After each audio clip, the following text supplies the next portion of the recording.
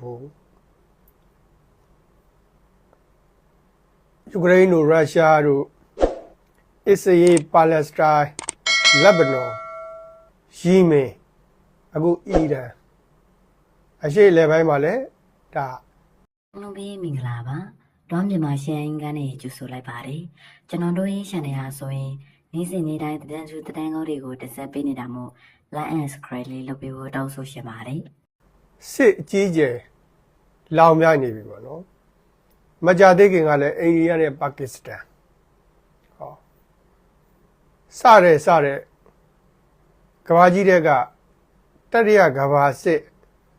အစပြိုးနေကြပြီပေါ့နော်အဲ့တော့ဖိုးတို့ပြည်သူတွေပဲဖိုးတို့တွေဥတော်လည်းရေးပဲအထီးကျန်နေတာမဟုတ်ဘူးကမ္ဘာကြီးထဲမှာစစ်ပွဲတွေအများကြီးပဲအဖို့ရှိတယ်ပေါ့နော်ပေါ်ရှိတယ်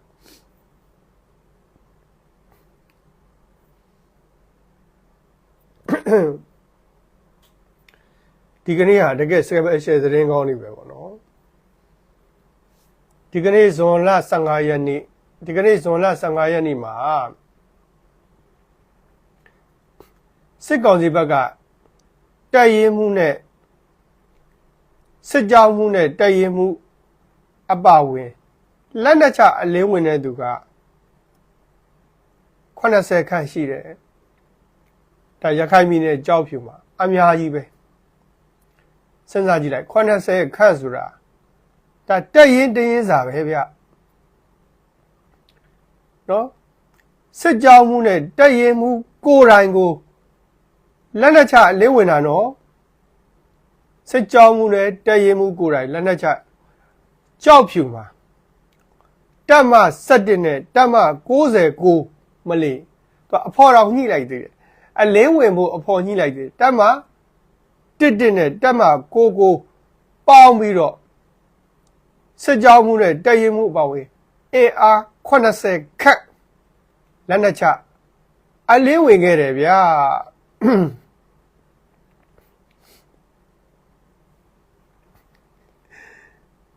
လက်နက်ချအလင်းဝင်တာဟောမှထူးထူးဆန်းဆန်းတော့စစ်တပ်ကတွားမင်းတို့အေးကိုတွားတိုက်ဆိုပြီးတော့အဲ့ဒီအင်အား80ကိုအေးကိုတိုက်ခိုင်းလိုက်တာစစ်တပ်ကလွှတ်လိုက်တာကတိုက်ဖို့လွှတ်လိုက်တာတွားတက်မ11နဲ့တက်မ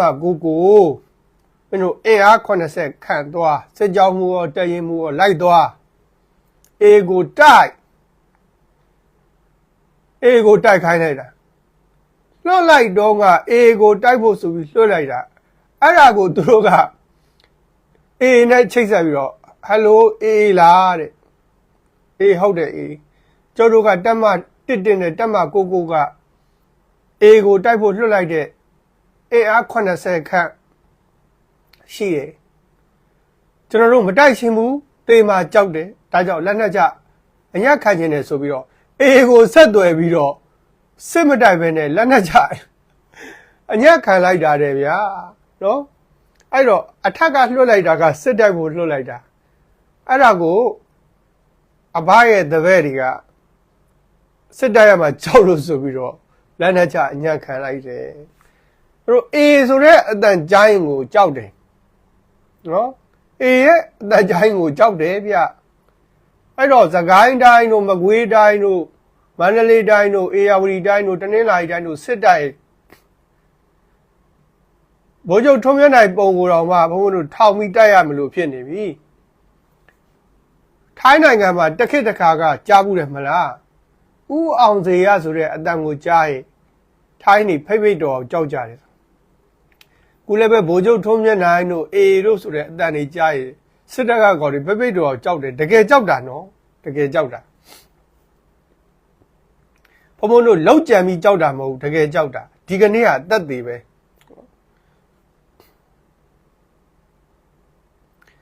နောက်တစ်ခုကလည်းပဲနော်ရခိုင်ပြည်သားတွေကိုစစ်တွေဗျိုင်းပြူရွာမှာ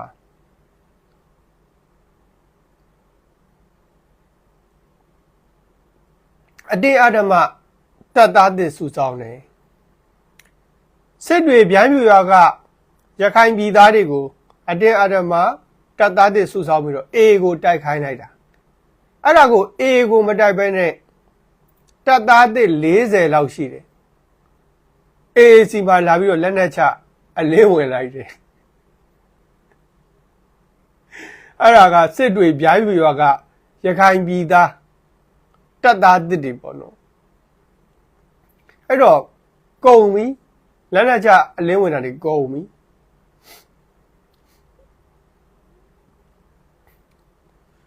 နောက်တစ်ခုကစစ်ကောင်စီရဲ့ဗျူဟာမှုအဆင့်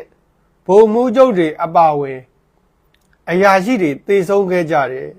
ဒုတိယဗိုလ်မှူးကြီးအဆင့်ရှိသူဖမ်းဆီးခံရတယ်ဒါကြောက်ပြူတိုက်ပွဲမှာဖိုးတို့ပြည်သူတွေကိုဖုံဖုံသတင်းတစ်ခုပေးလိုက်အခု A ကကြောက်ဖြူအမှတ်32ရဲတက်ကင်းကိုလည်းရတော့မှာနော်ရဲတက်ရင်ကိုလည်းရတော့မှာ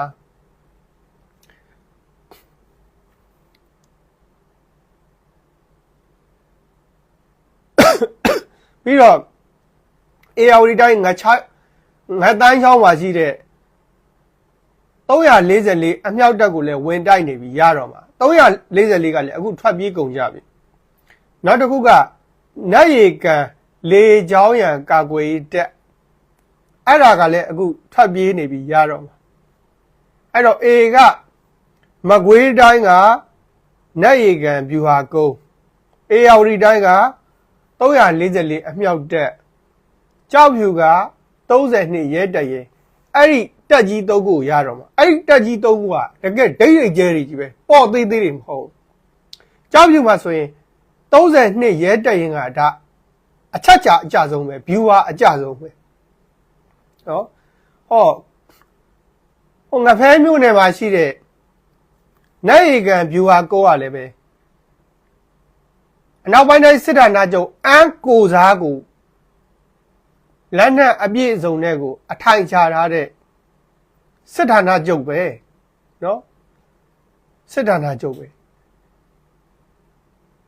အခုငတိုင်းချောင်းကအမြောက်တက်ကလည်းပဲဒါအေဟာဝီတိုင်းမှာအဲ့ဒီအမြောက်တက်ကြီးကအကြီးတကက်ခံတက်ကြီးအဲ့ဒါကြောင့်မလို့အခု A ကအေဟာဝီတိုင်းမကွေးတိုင်းကြောက်ဖြူတကက်ဒိတ်ဒိတ်ကျဲတက်ကြီး3ခုကိုတပြိုင်နက်တည်းတိုက်နေတာနော်တကက်အားရပါရကြီးကဲအားရပါရ A ရဲ့စစ်အင်အားကြီးကဘယ်လောက်တော့ကြောက်ဖို့ကောင်းလဲဆိုရင်တိန်းထားတဲ့15မျိုးနယ်ကိုလည်းပဲခုခံကာကွယ်ထားရတယ်ဟောအခုကြောက်ဖြူ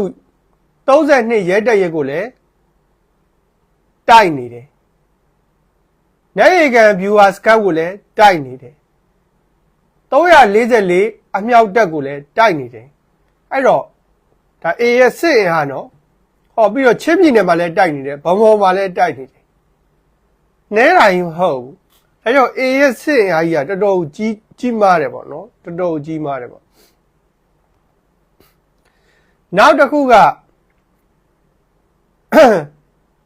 ကြောက်ဖြူမျိုးရဲ့မြောက်ဘက်မှာရှိတဲ့ကျွန်းတာယာအမြောက်တက်ခဝဲစခန်းကိုစစ်တပ်ကကောင်တွေကစောက်ခွာပြီးထွက်ပြေးသွားတယ်နော်အဲ့ဒီကျွန်းတာယာအမြောက်တက်ဆိုတာဗျာတကယ်ကိုအရေးပါတဲ့ရေတက်စခန်းနော်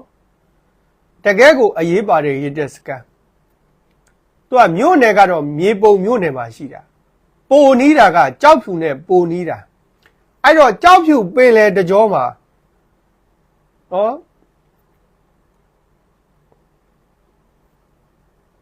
ကုံတွေသင်္ဘောတွေငါးဖမ်းဆက်လီတွေကိုဒုက္ခပေးနေတဲ့ကျွန်းတာယာအမြောက်တက်ဒါကြောင့်ကျွန်းတာယာအမြောက်တက်ဟာကြောက်ဖြူတကြောမှာဒုက္ခအပေးဆုံးပဲအဲ့ဒီဒုက္ခအပေးဆုံးအခုကျွန်းတာယာအမြောက်တက်စခန်းသိမ်းပြီးတော့ထွက်ပြေးကုန်ကြပြီကဲစခန်းသိမ်းပြီးတော့ထွက်ပြေးကုန်ကြပြီအဲ့ဒီကျွန်းတာယာအမြောက်တက်ကဘယ်လောက်တောင်အရေးပါတယ်လဲဘယ်လောက်တောင်ရခိုင်ပြည်သူလူထုကိုဒုက္ခပေးတယ်လဲဆိုရင် ပင်လယ်မှာသွားနေတဲ့ကုန်တင်သင်္ဘောတွေငါးပန်းဆက်လီတွေကိုဖန်စီဒုက္ခပေးနေတဲ့စခန်းပဲအမြောက်တက်ပဲအဲ့ဒီကျွန်းသားရအမြောက်တက်အခုစခန်းသိမ်းပြီးတော့ထွက်ပြေးကုန်ကြပြီတဲ့ဗျာထွက်ပြေးကုန်ကြပြီတဲ့ဘာဖြစ်လို့ထွက်ပြေးတာလဲဆိုရင်အခုကြောက်ဖြူကအခြေအနေမကောင်းတော့ဘူးပြီးတော့စစ်ကူတွေလည်းရောက်မလာကြတော့ဘူးကြောက်ဖြူလည်းအခြေအနေမကောင်းလို့နော်နောက်စစ်ကူတွေလည်းရောက်မလာတော့တဲ့အတွက်ကြောင့်ကျွန်းသားရအမြောက်တက်ကိုစုတ်ခွာပြီးတော့အကြမ်းဖက်စစ်ကောင်စီတပ်သားတွေထွက်ပြေးကုန်ကြပြီအဲ့တော့အေးဆိုတဲ့အတန်ကိုကြားရင်ကိုကြိုတင်ပက်ကစ်ဝယ်ပြီးတော့လဲပြေးတယ်စစ်တိုက်ပို့လွတ်လိုက်တာကိုလည်းအလံဖြူထောင်ခိုင်းလိုက်တယ်လို့ပဲလက်နက်ချအလင်းဝင်တယ်စူလားလက်ကလေးရေထဲလွတ်လိုက်တယ်လို့ပဲတက်မတစ်နဲ့တက်မကူနော်တိုက်ရင်မှုတွေကအစစစ်ကြောင်းမှုတွေကအစစူလားလက်ကလေးကိုရေထဲလွတ်လိုက်တယ်လို့ပဲတွားမင်းတို့ AAC ကို A ကိုတွားစစ်တွားတိုက်လို့ခိုင်းလိုက်တာကိုစစ်မတိုက်ပဲနဲ့လာပြီးလက်နက်ချကြတယ်အဲ့တော့ကြောက်ဖြူတည်င်းကြီးကဗျာကြားရတာနဝင်ချိုးလိုက်တာကြောက်ဖြူမှာအကုန်ပြေးကုန်ကြပြီနော်အရှေ့တန်းပို့ခံရတဲ့သူတွေကလည်းလက်နက်ချညက်ခံကြတယ်ဟောရှေ့တန်းမပို့ခံရသေးတဲ့အခုကျွန်းသားရအမြောက်တက်ကလည်းပဲကြိုတင်ပလန်နဲ့ကိုထွက်ပြေးသွားပြီအဲ့တော့ကြောက်ဖြူကသေချာနေပြီကြောက်ဖြူ32ရဲတက်ရင်ကြတာနဲ့အခုဒညဝတီရေတက်ဌာနချုပ်ဆိုတာမသေချာတော့ဘူးနော်ပြီးတော့တရုတ်ရဲ့စီမံကိန်းတွေမသေချာတော့ဘူးကြောက်ဖြူ32ရဲတက်ရင်မကြခင်ကြတော့မှာမကြခင်ကြတော့မှာဟိုတို့သေချာတာတစ်ခုကဒီဂျွန်လာမာတင်ကိုကြမှာသေချာတယ်နော်ဒီဂျွန်လာမာတင်ကိုကြမှာဒီဂျွန်လာမှာအခုအေးတိုက်နေတဲ့တိုင်ရင်ကြီး3ခုကြဖို့ရှိတယ်ကြောက်ဖြူက32ရဲတိုင်ရင်ကဒီလမှာပဲကြမယ်ပြီးတော့ငဖဲမြို့နယ်ကနိုင်ရီကန်ဗျူဟာကုန်းကလည်းပဲဒီလမှာပဲကြမှာအေယာဝတီတိုင်းငတိုင်းချောင်းက344အမြောက်တက်ကလည်းဒီလမှာပဲကြမှာပဲနော်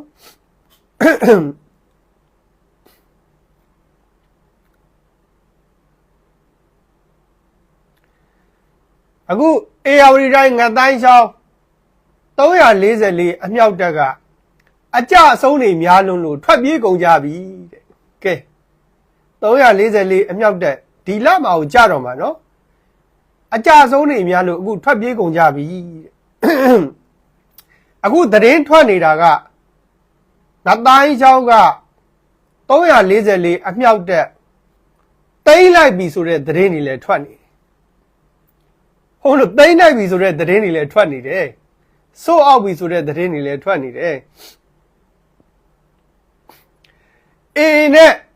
တော်လှန်ရေးတပ်ဖွဲ့တွေရဲ့တိုက်ခိုက်မှုစွမ်းရည်ကြောင့်ဟော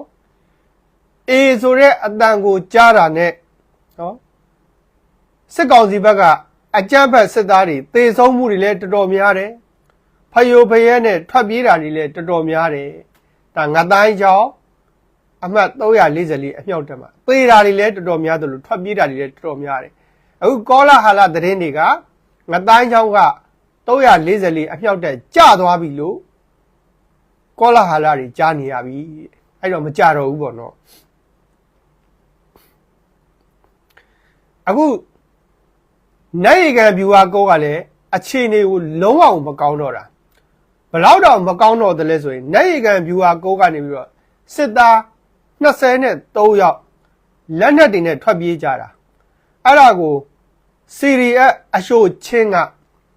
လက်နက်တွေနဲ့အတူတူစစ်သား36ယောက်26ယောက်23ယောက်ကိုအကုန်ဖမ်းမိတယ်လက်နက်တွေရောစစ်သားတွေရောအရှင်းလက်လက်ကိုဖမ်းမိတယ်အဲ့ဒါငဖဲမြို့နယ်နတ်ရီကန်လေကာတက်ပေါ့နော်နတ်ရီကန်လေကာတက်ချင်းနေမကောင်းတော့ထွက်ပြေးကုန်ကြပြီအဲ့တော့ဒီလအတွင်းမှာကိုအာရခတက်တော်ကြီးကမကွေးတိုင်းငဖဲမြို့နယ် နေရီကန်ဗျူဟာကုန်းကိုလည်းသိမ့်မယ်အေယာဝတီတိုင်းငတ်တိုင်းချောင်းကအမှတ်344အမြောက်တက်ကိုလည်းသိမ့်မယ်အခုသိမ့်ပြီးသွားပြီဆိုတဲ့အတန်တွေလည်းကြားနေရတယ်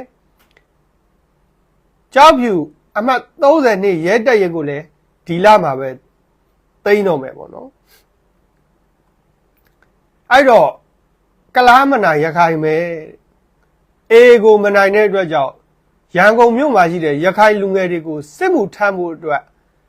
ရခိုင်လူငယ်တွေကိုပဲအဓိကပြစ်မှတ်ထားပြီးစစ်တပ်ကပေါ်တာလိုက်ဆွဲနေတယ်အဲ့တော့ရခိုင်လူမျိုးတွေရခိုင်လူငယ်တွေတတိတာထားပြီးတော့မုတ်တီဆိုတဲ့အတန်တော်သူတို့မကြားချင်ဘူးအဲ့တော့တတိထားပြီးတော့ပေါ့နော်အခုချိန်မှာရခိုင်မုတ်တီတို့ရခိုင်တို့တတိထားကလားမနာရခိုင်မဲကြမယ်နောက်တစ်ခုကစကိုင်းတိုင်းရွှေဘိုမြို့နယ်ဆယ်ပင်ကျွန်းရွာမှာနော်ပြူစောတိတွေနဲ့ PDF တွေနဲ့ထိတ်တိုက်အကြီးအကျယ်ဖြစ်တယ်စစ်တပ်ကလေကြောင်းနဲ့ပြစ်ကူပေးနေတဲ့ဂျားတဲ့ကကိုပြူစောတိခေါင်းဆောင်သေးပြီးတော့ပြူစောတိ18ယောက်ကိုတနတ်10လက်နဲ့အတူတူအရှင်လက်လက်ကိုဖမ်းဆီးနိုင်ခဲ့တယ်ကဲရွှေဘိုသတင်းရှယ်သတင်းကြီးနော်စစ်တပ်ကဒီလောက်လေချောင်းကနေပြစ်ကူပေးနေတာတောင်မှပြူစောတိကောင်းဆောင်သေပြီးတော့နော်ပြူစောတိနဲ့အကြမ်းဖက်စစ်သား18ယောက်ကိုအရှင်လက်လက်ဖမ်းဆီးနိုင်ခဲ့တဲ့အပြင်ကိုတနတ်10လက်ကိုပါသိသိရရှိခဲ့သေးတယ် congratulation ပါဗျာနော်အဲ့ဒီဆယ်ပင်ရွာမှာနာမည်ကြီးပြူစောတိကောင်းဆောင်ဟန်ဇာလင်းအခုတော့မာလကီယာဖြစ်သွားပြီနာမည်ကြီးပြူစောတိကောင်းဆောင်ဟန်ဇာလင်းနော်နာမည်ကလှတယ်ဗျာဟန်ဇာလင်းနဲ့အခုတော့မာလကီယာဖြစ်သွားပြီဗျာနောက်ကရင်ပြည်နယ်တန်တောင်ကြီးမြို့နယ်ဘရင်တောင်တက်မြို့စစ်တပ်ရဲ့တိုက်ခိုက်ရေးတင်နန်းကျောင်းမှတက်ခွဲမှုတင်နန်းစင်းများလိုက်ပါလာတဲ့ရင်တန်းကိုနော်တက်ခွဲမှုတင်နန်းစင်းလိုက်ပါလာတဲ့ရင်တန်းကို PDF တွေကတိုက်ခိုက်တာ9ယောက်တောင်သေဆုံးသွားတယ်ဟောတက်ခွဲမှုတင်နန်းစင်းတွေလိုက်ပါလာတဲ့ရင်တန်းကို PDF တွေကတိုက်ခိုက်တာတင်နန်းစင်းလေးတွေ9ယောက်တောင်သေသွားတယ်နော်အသက်ဆက်ဆက်ကလေးတွေပေါ့နှယူးလေးတွေပေါ့နော်နှယူးလေးတွေပေါ့နောက်တစ်ခုကမန္တလေးတိုင်းတောင်သာစင်တဲဝချောင်းအနီတိုက်ပွဲတွင်စစ်သား3ဦးသေဆုံးပြီးတော့စစ်သား2ဦးကိုအရှင်လက်လက်ဖမ်းဆီးနိုင်ခဲ့တယ်စိတ်တော်မကောင်းပဲခူးတိုင်းတဲကုန်းမြို့ကင်းဆောက်ရန်တာဝန်ယူထားတဲ့ပြူစောတိမျိုးအောင်ကိုတာဝန်ချိန်နောက်ကျတဲ့အတွက်ကြောင့်ရဲနဲ့စစ်သားတွေကရိုက်နှက်ရာကနေလက်လုံပြီးတော့သေဆုံးသွားတယ်ပြူစောတိလေးခမရသေဆုံးသွားချတယ်နော်သူ့ကိုကင်းဆောက်ခိုင်းတာအဲ့ဒါတာဝန်ချိန်နောက်ကျလို့ဆိုရဲနဲ့စစ်သားတွေကဝိုင်းထိုးကြတာလက်လုံပြီးသေသွားတယ်စိတ်တော်မကောင်းနောက်တနင်္လာရီတိုင်းထီခီဒေသထိုင်းမြန်မာနယ်စပ်ငရဲနီစခန်းနော်ငရဲနီစခန်းကစစ်ကောင်စီတပ်ဖွဲ့ဝင်တွေထိုင်းကိုအကူအညီတောင်းပြီးတော့ထိုင်းကိုအကုန်လုံးထွက်ပြေးသွားတယ် KNL နဲ့ PDF တွေကသိမ်းစရာတောင်မလိုပဲနဲ့စခန်းကိုအလကားသိမ်းလိုက်ရတယ်နော်အလကားသိမ်းနေရတယ်ထိုင်းမြန်မာနယ်စပ်ငရဲနီစခန်းထိုင်းစစ်တပ်ကိုအကူအညီတောင်းပြီးတော့ထိုင်းဘက်ထဲကိုအကုန်ထွက်ပြေးသွားတယ် PDF နဲ့ KNL ကတာလေးကိုသိမ်းလိုက်ရတယ်နော်တနက်တစ်ချက်တောင်ဖွင့်ဖောက်เสียမလို့အဲ့တော့အကြမ်းဖက်စစ်ကောင်စီတပ်ဖွဲ့ကကောင်းနေခွေးပြေးဝက်ပြေးပြေးလိုက်တာအိန္ဒိယကိုပြေးတာနဲ့ဘင်္ဂလားဒေ့ရှ်ကိုပြေးတာနဲ့အခုထိုင်းကိုပြေးတာနဲ့ထိုင်းကိုပြေးတာနဲ့စုံနေတာပဲတရုတ်ကိုပြေးတာနဲ့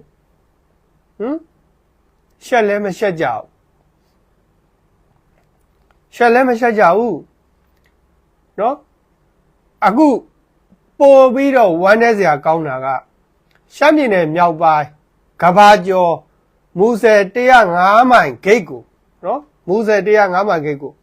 မြောက်ပိုင်းညီနောင်သုံးဘက်ကအခုအခွန်ကောက်တော့မယ်ဟောမူဆယ်105မိုင်စင်ကြမ်းကျင်စန်းကြော့ဂိတ်ကိုမြောက်ပိုင်းမဟာမိတ်သုံးဘက်ကတိမ့်ထားတာအခုအခွန်ကောက်တော့မယ်အဲ့ဒါနဲ့မဲအောင်လိုက်ကမြောက်ပိုင်းမဟာမိတ်သုံးဘက်ကဒီကျင်စန်းကြော့ဂိတ်ကိုအခွန်ကောက်တော့မယ်လဲဆိုရောဘာလုပ်လဲဆိုတော့မူဆယ်ဘက်ကနေပြီးတော့ကုန်နေအသွင်းထုတ်မလုပ်တော့ဘူးတာချီလိတ်ဘက်ကလုပ်တော့မယ်ဘာဖြစ်လို့လဲဆိုမြောက်ပိုင်းမှာမင်းညီနောင်သုံးဘွဲအခွန်နေရသွားမှာဆိုလို့အခွန်နေရသွားမှာ